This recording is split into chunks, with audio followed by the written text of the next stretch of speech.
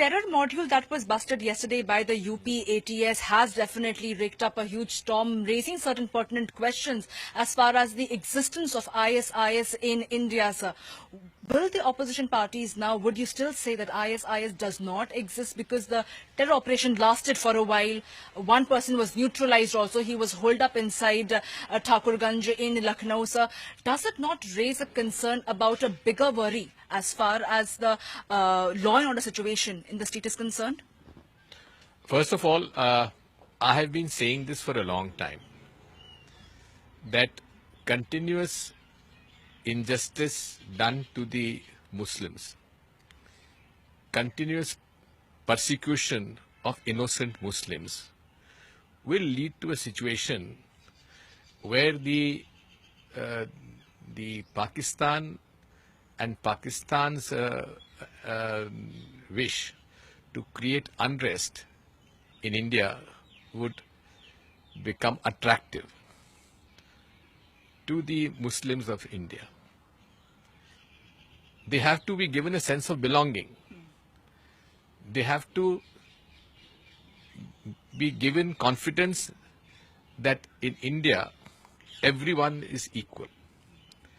There is a justice for everyone, every citizen of this country, irrespective of their caste, religion and creed.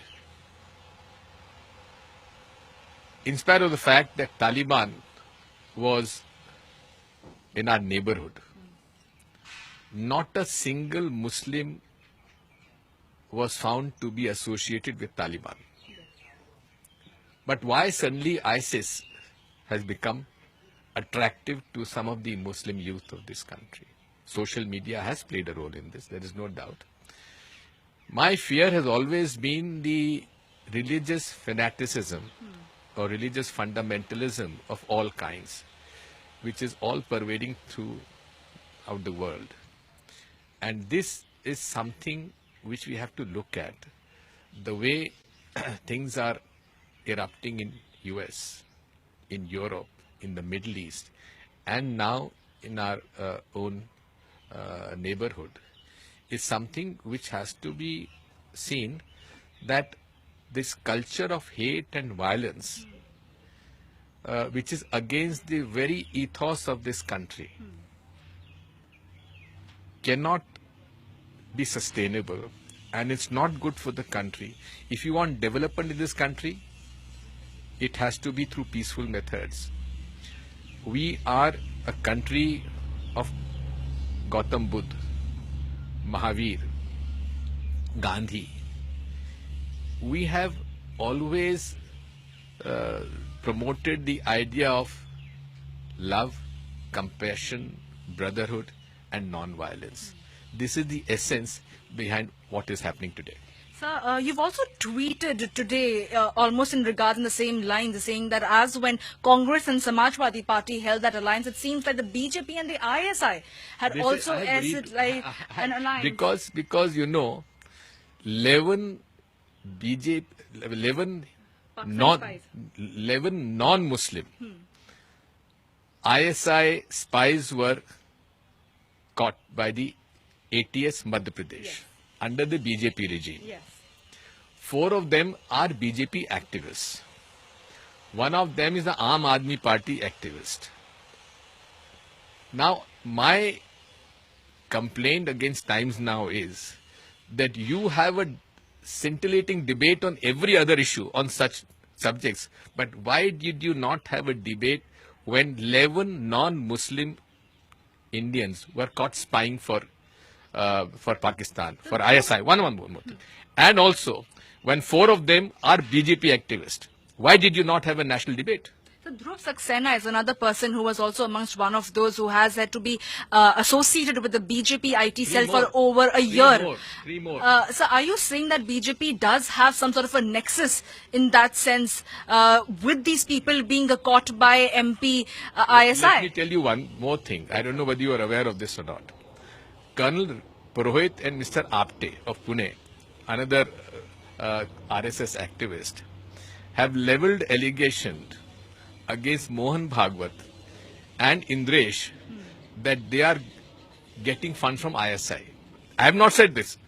It is only their RSS activists who have leveled charges against Mohan Bhagwat and Indresh Kumar. Let them answer this. So, but at a time like this, wouldn't the national security be more pertinent Absolutely. rather than Absolutely. indulging into politics? Absolutely. We were told by Honorable Prime Minister that demonetization will finish terrorism. Has it? We have one of the most competent intelligence bureau officer who's being promoted as one of the greatest police officer who has fought terrorism all his life, Mr. Ajit Doval. What is his performance? Sir, also the fact that the train blast issue was raked up by the Prime Minister, saying that this has got an ISIS link initially when he was making that address in UP. Several people had condemned that statement coming from him, but the module that was busted yesterday by UP ATS is almost vindicating his stand. The low intensity blast that also took place in MP was also in a sense related to this.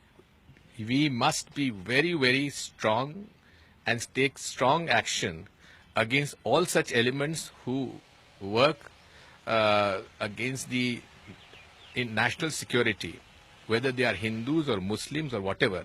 Why was Prime Minister quiet when 4 of its activists were caught spying for Pakistan? Why did he not tweet? Why did he not tweet when 3 Indians have been killed in US? Why is he quiet? He tweets on simple issues. Are these not major issues?